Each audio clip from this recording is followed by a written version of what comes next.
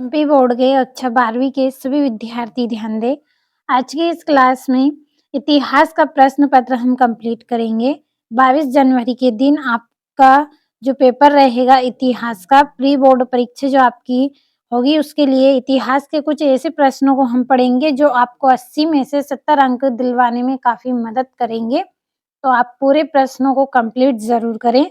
ज़्यादा समय भी आपका नहीं लूँगी, कम समय में आपको पूरे प्रश्नों को मैं यहाँ पे कंप्लीट करवाऊँगी। तो चलिए शुरू कर लेते हैं हमारे प्रश्नों को।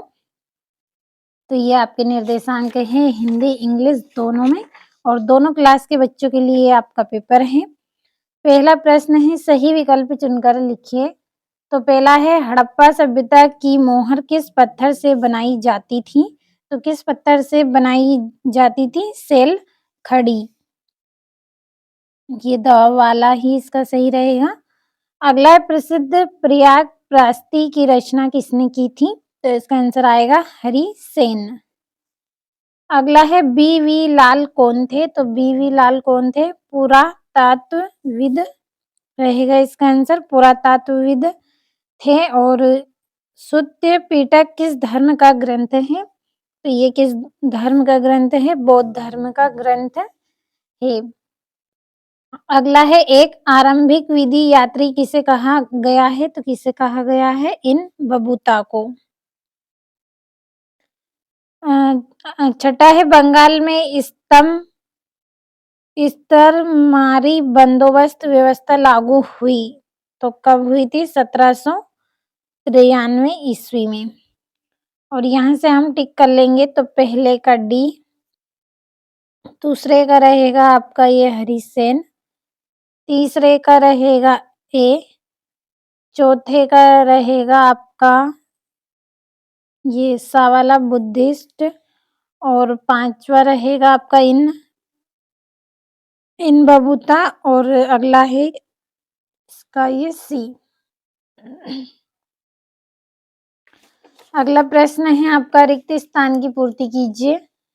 तो पहला रहेगा आपका इसमें हम्पी साम्राज्य की राजधानी डेडेस थी। तो क्या राजधानी थी?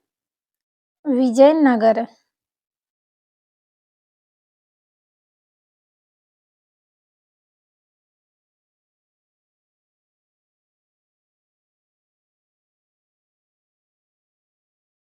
विजयनगर। दूसरा है सोपा विद्रोह की शुरुआत डेडेस में हुई थी 1875। अगला संस्थाल विद्रोह का नेता डेडेस था। तो क्या था? सिंधु माझी। सिंधु माझी इसका आंसर रहेगा। अगला सहायक संधि डेडेस ने लागू की थी। तो किसने की थी? लॉर्ड वेलीजली ने।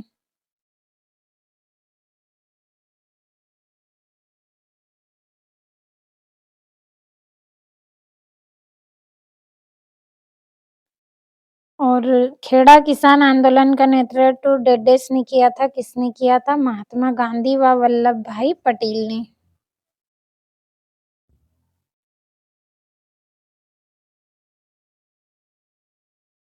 महात्मा गांधी और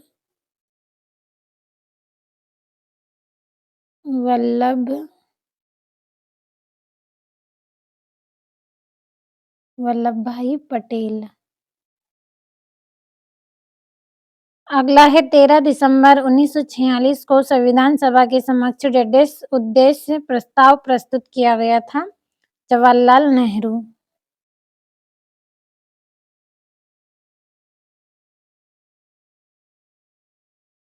जवाहरलाल नेहरू। और इंग्लिश मीडियम वाले बच्चे आप ट्रांसलेट कर लीजिएगा इनको। और अगला आपका प्रश्न रहेगा सत्य सत्य लिखिए। पहला है मोहनजोदड़ो एक नियोजित शहरी केंद्र था। तो इसका आंसर रहेगा सत्य। अगला है मौर्य साम्राज्य में उज्जैनी एक महत्वपूर्ण राजनीतिक केंद्र था। तो ये भी सत्य है। और बाह्य विवाह गोत्र से बाहर विवाह करने की प्रथा को कहते हैं। तो ये भी सत्य रहेगा। और महात्मा बुद्ध को सरनाथ में ज्ञान प्राप्त हुआ, तो ये क्या रहेगा आपका चौथा सत्य रहेगा। पांचवा, अल बिरूनी ने संस्कृत को एक विशाल पहुंच वाली भाषा कहा था, तो ये सत्य है। और वैष्णव भजनों के संकलन को तौरम कहते थे, तो ये असत्य है। और यहाँ से हम टिक करेंगे, तो पहला सत्य, दूसरा सत्य, तीसरा सत्य, चौथा सत्य, पांचवा सत्य, और आपका जो छठा है वो असत्य रहेगा।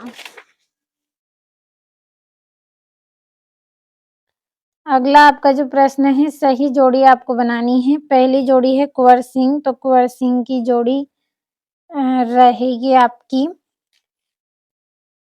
आरा। क्या रहेगी? आरा। दूसरी है रहट, तो रहट की जोड़ी रहेगी सिंचाई यंत्र। अगला है सहमल, तो सहमल की क्या रहेगी? विद्रोही। और दांडी यात्रा, तो दांडी यात्रा का क्या रहेगा? नमक कानून। और एस.सी.एन. मुखर्जी, तो इसकी जोड़ी रहेगी आपकी संविधान के योजनाकार। और चन्हुदारो, तो इसकी जोड़ी रहेगी हड़प्पा सभ्यता का स्थल है। और अरमाइक, तो अरमाइक की जोड़ी आपकी रहेगी भाषा।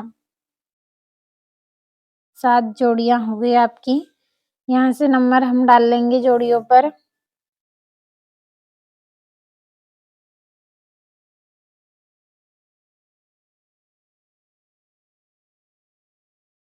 और ये वाली पहली। अगला आपका प्रश्न है, एक वाक्य में उत्तर लिखिए। पहला, किस राजवंश को उनके मातृ नाम से संबोधित किया जाता था? तो सातवाहन वंश के नाम से संबोधित किया जाता था। सातवाहन वंश। अगला है, महायान मत किसी धर्म से संबंधित था? तो बौद्ध धर्म से।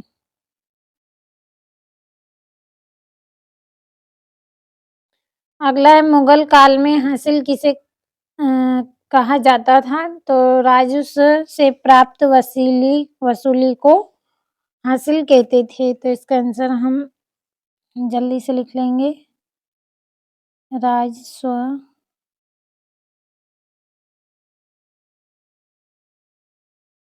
से प्राप्त वसूली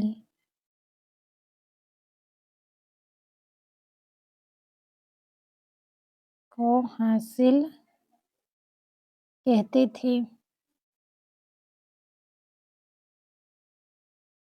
अगला है, यह गिलास का फल एक दिन हमारे ही मुंह में आकर गिरेगा, किसने कहा था? लॉर्ड डलहौजी ने।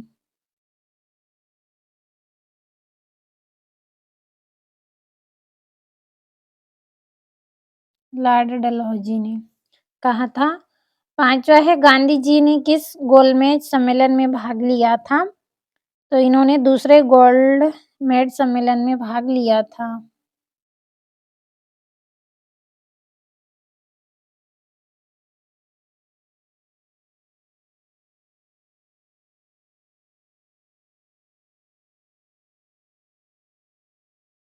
अगला है, हम सिर्फ नकल करने वाले नहीं हैं, यह वाक्य किसने कहा था? जवाहरलाल नेहरू ने कहा था।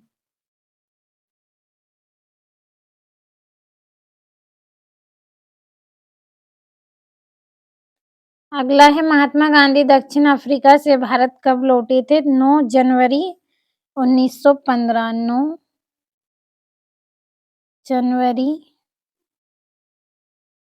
1915 को ये लौटे थे। तो आपके एक वाक्य में उत्तर हो गए।